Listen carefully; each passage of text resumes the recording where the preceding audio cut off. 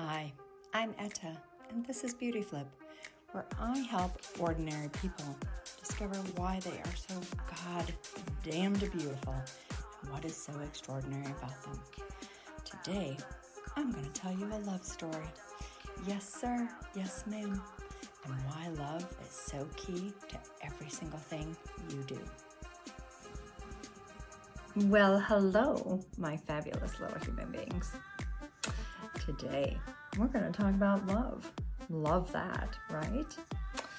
And I'm going to start off our podcast, if you will, with a love story. A man and what he did for love. Who is not thrilled about this? So this is a real story about Benoît Lecomte and Sarah, who later became his wife. Benoît Lecomte was a French long-distance swimmer who lived in the great USA. And Sarah, his girlfriend, actually lived in France. So in 1998, the story goes that Benoît wanted to basically swim across the Atlantic Ocean to go see his fabulous girlfriend, Sarah. And, truth be told, he did. Now, he didn't do it all at once, and he had a little help. But he actually swam 3,716 miles to show his love for Sarah. Each and every day, he would swim for 6 or 7 hours. And you need to understand, the Atlantic is very cold. Let me tell you, most of the time, in order to be in the Atlantic, you need to have a wetsuit. So swimming in it for 6 to 8 hours, potentially not only tiring for the actual fact of doing the exercise of swimming, is also exhausting and potentially dangerous because your body is always dealing with some level of hypothermia. Imagine that. Imagine doing it just for one day. But that is not how long it took for our fabulous Benoît. It took 73 days. He would, as I said, get into that water and he would swim for 6 or 8 hours. And then at the end of the night, he had a support boat that would allow him to stop for safety. Also to make sure his navigation was correct and give him rest. But the swim time itself is so absolutely real, and documented. Why did he do this? Why did he do this amazing feat? Or some of you might even think crazy feat. Well, he wanted to prove his love to Sarah, and he wanted to show his commitment to demonstrate that nothing is impossible when you love someone. So he dedicated his 3,716 miles to this fabulous woman, and he swam until he met her on the other side of the Atlantic Ocean. Now, you might want to know, did it work? Did Sarah actually take his intended message? Did she, in return, fall in love or reclaim her love for Benoît? And the answer is yes. They have stayed together to this very day, and they are married, and they have children.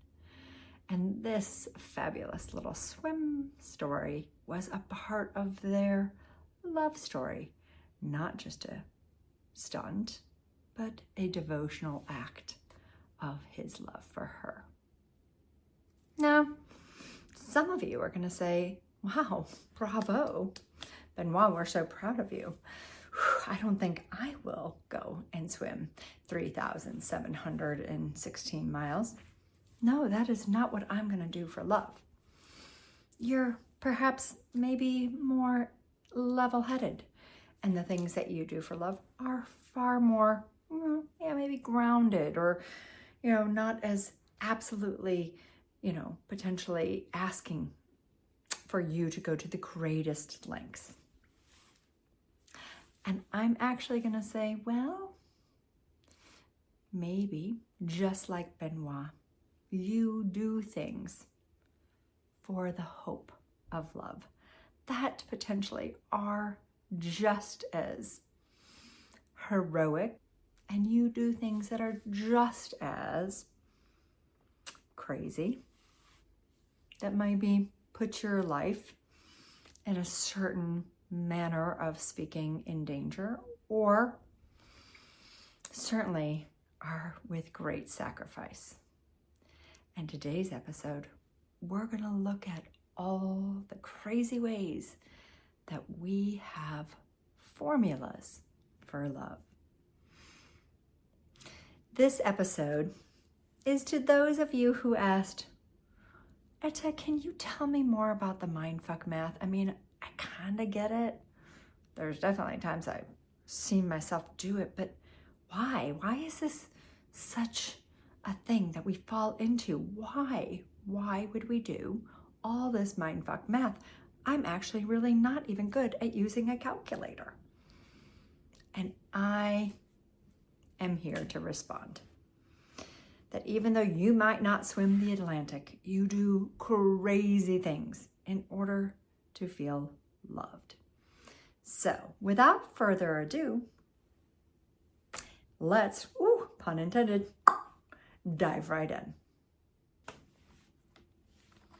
Before we go into the mindfuck math / your formulas for love, and why you're just not that different from Benoît, we are going to actually go, if you will, back to maybe sort of, if you will, prehistoric times. So a long time ago, our fabulous species needed to survive. And survival for usually any kind of animal happens best if you stay in a pack, if you will. So, like every species out there, whether it's a pack of wolves, a school of fish, a flock of geese, a pride of lions, a herd of elephants, a pod of dolphins, a colony of penguins, a troop of monkeys, etc. When we are together, we are more likely to survive. And this, my fabulous little beings, human that you are, is the beginning of our love story. So, here we are. Ultimately, if we go all the way back to kind of the beginning of time when humans were hanging out in caves and by the fire, it was absolutely 100% true, or maybe 99% true, that if you were left alone, you would most likely die.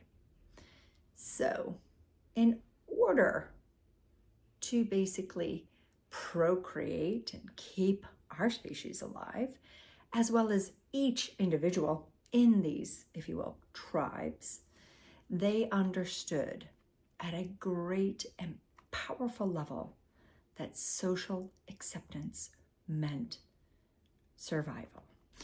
It even is a crazy experience, but for us as humans to this day, when we are potentially cast out of a group of friends, it will feel so painful. We will have potentially physical pain, and even more so, that approval actually feels very much in our body like safety, and belonging itself feels like life.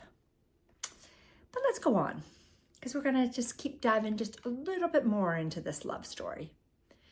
So as we move on, we begin to have, more societies and whatnot, and people start to look at this crazy little way that human beings interact with each other. And there are these people, perhaps called psychologists.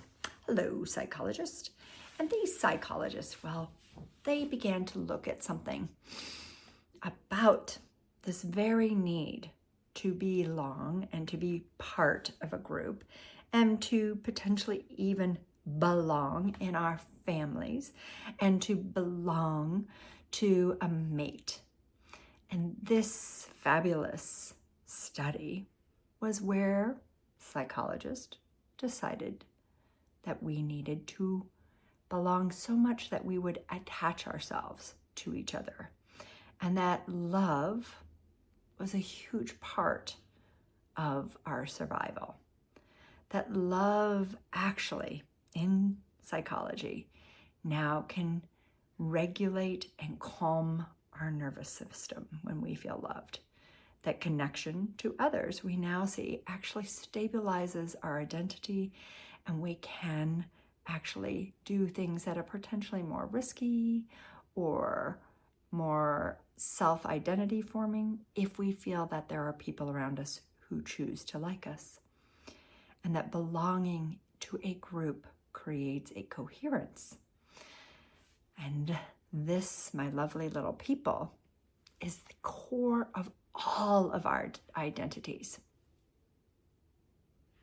Moreover, any single one of us, though we may claim that we literally have created ourselves and our identity and personality, truth be told, we have not.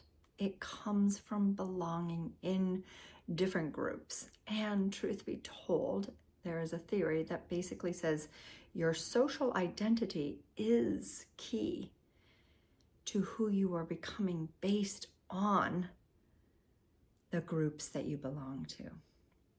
We do not form our personality or identity alone.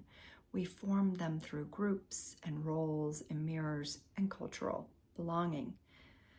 This, my fabulous little beings, is a very key part of our mindfuck math. And all of this little love story that I am continuing to tell you, is very powerful pieces to a recipe that is why we are so motivated to do everything that we do.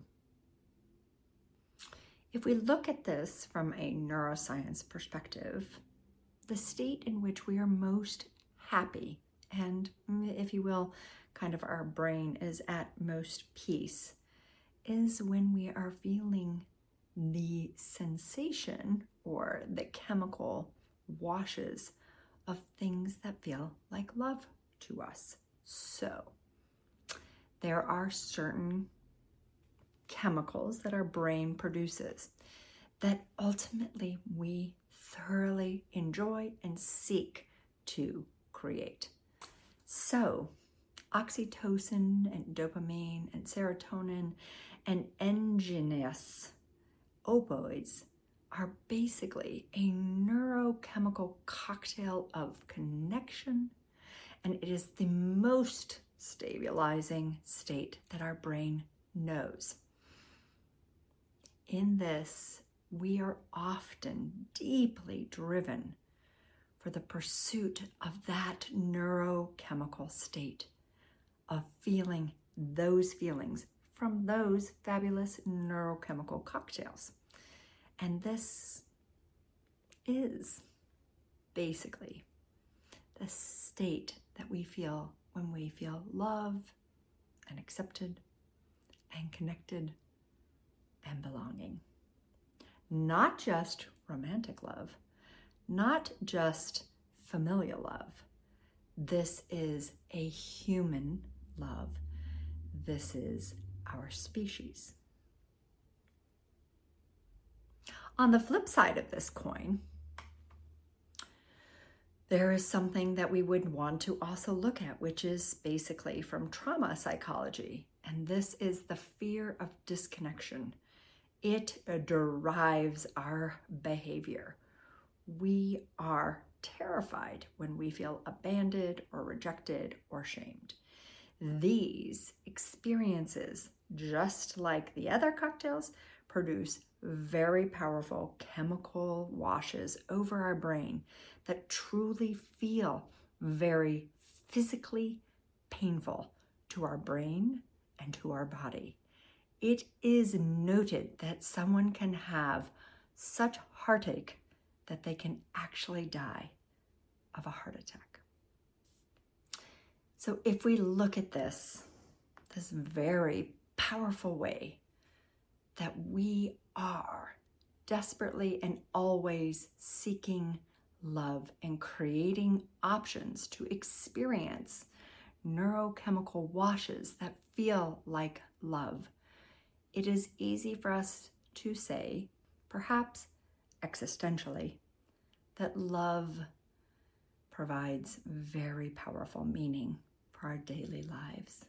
It is a place where we feel purposeful, coherent, significant, connection, belonging, and enough.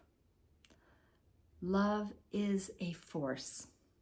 It is a thing that we seek in each and every one of our friendships, in the work that we provide at work or school, or even in our families. And it truthfully is a motivation that drives us each and every day. Whether you know it or not, you deeply ask, how do I live a life that feels maybe meaningful or connected or purposeful or where I belong, so that I can feel variations of the chemical washes of love that my brain and my body seek for, to know that I am safe in the current tribal mix of belonging, and that I am not put to the outside of our current tribal mixes. So it's not necessarily that some people are more ambitious. It is not necessarily that people are more disciplined or have greater desires. No, we are all motivated by love, and we are terrified that we will not be loved, not accepted, and then ultimately not belong. And in this crazy little dichotomy, loved, not loved, we begin to make all sorts of decisions about how to live our life, what to show up as, how to speak, how to dress, how to wear your hair. Do I wear makeup? Do I not wear makeup? Am I flamboyant? Am I actually more detail-oriented? Do I speak with authority? Do I listen thoughtfully and ponder what people say? Every single thing that you do, from the smallest little detail to the most fabulous and greatest machinations, are all an invitation to be loved. And we look to other people in our societies, to our friend groups, to potentially people that we see on TV or hear about in a TikTok or an Instagram, on a radio show, on a podcast. And if they seem to be recognized, accepted, acknowledged, affirmed, we begin to think they might have some ideas of how to be loved. So, we, like lemmings, can sometimes follow each other, and like lemmings, sometimes off a cliff. But it is because we are all seeking a certain amount of acceptance and a certain amount of belonging, because at one end of the stick is the fear to be left out and to be alone and to be potentially unsecure and maybe not eaten by lions, but certainly not safe.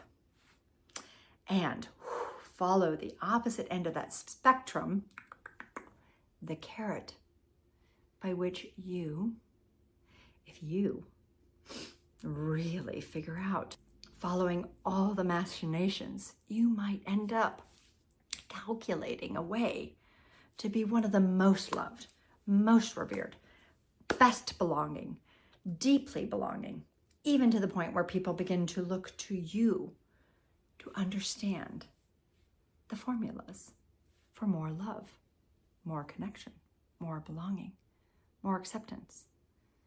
Each and every single thing that us fabulous humans do, all the ways that we climb on top of each other, around each other, pushing each other aside, is all deeply and innately trying to make sure you're not hit with the stick of not belonging and looking for the carrot that's going to bring you closer to being more loved, more accepted.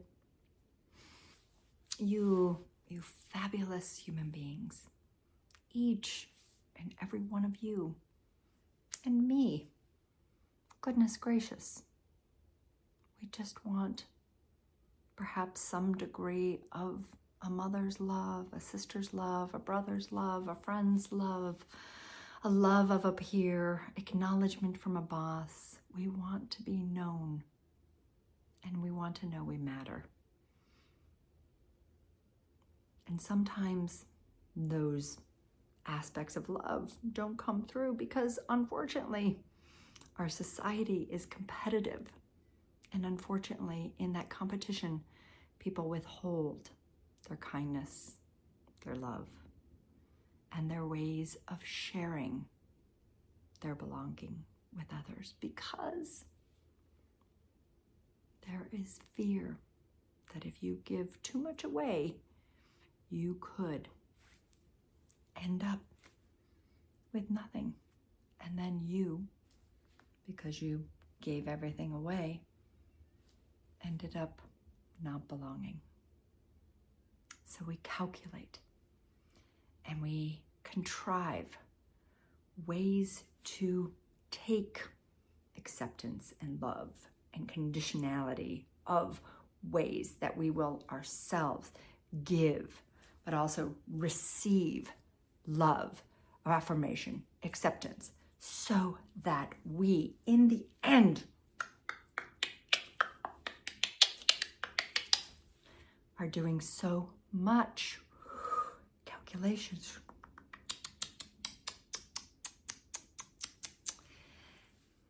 that are causing us to have almost mind-bending beliefs and desires, to the point where we sort of feel like it's a mind fuck, to the point where, to some degree or another, we must figure out how to go to a party and hopefully come out unscathed, or potentially greater admired belonging. Certainly, my God, do not wear the outfit that could cause you to get knocked down further in this belongingness game that we play.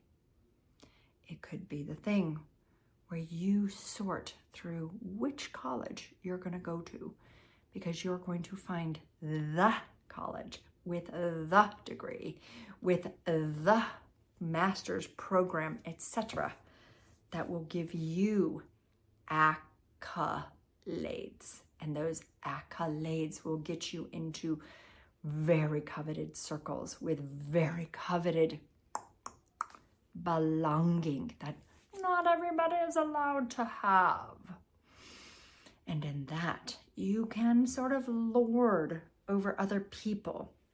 How you did so many things, jumped through so many hoops, climbed over so many obstacles, jumped over so many things, climbed, dug, created ways, showed your ways that you were above and beyond and deserve those very precious accolades. And all of it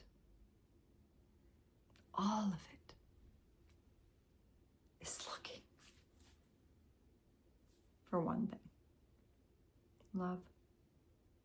The neurochemical wash of the various neurochemicals that give us security and safety, that create for us belonging.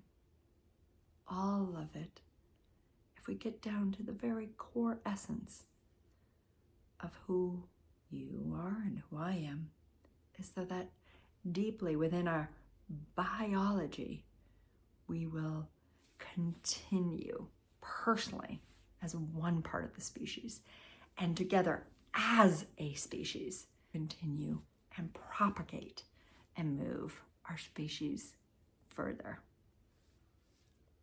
So, the next time you find yourself calculating so many things, who you're going to show up at work as, the way that you're going to maybe talk about someone in your friend group so that other people see them just for who they are, whatever it may be, know that it is an invitation for love. And love does not need mind-fucking calculations. Nope. Love does not. But you might, in your ways of expressing love or inviting love in, find that some people don't want to take in or be a part of what you're giving. And that is where it's very stirring. But truth be told, no love is bad, and all love is good. And in that, I ask you to flip the mindfuck script, because it's a doozy, it's a daily, it's every hour, into what am I asking for? What kind of love do I want? And how do I create it in a way that isn't getting back up onto that uneven playing field? Well, I have loved hanging out with you today. And I look forward to next week, where we dive even more into the craziest, coolest aspects of divine love. I'll see you next week. Well, thanks for joining me. What a crazy cool flip of a script. You thought all this time that you were doing something different, but all this time you just wanted to be loved. Oopsie. I'll see you next week when we look at the non-duality of love. See ya.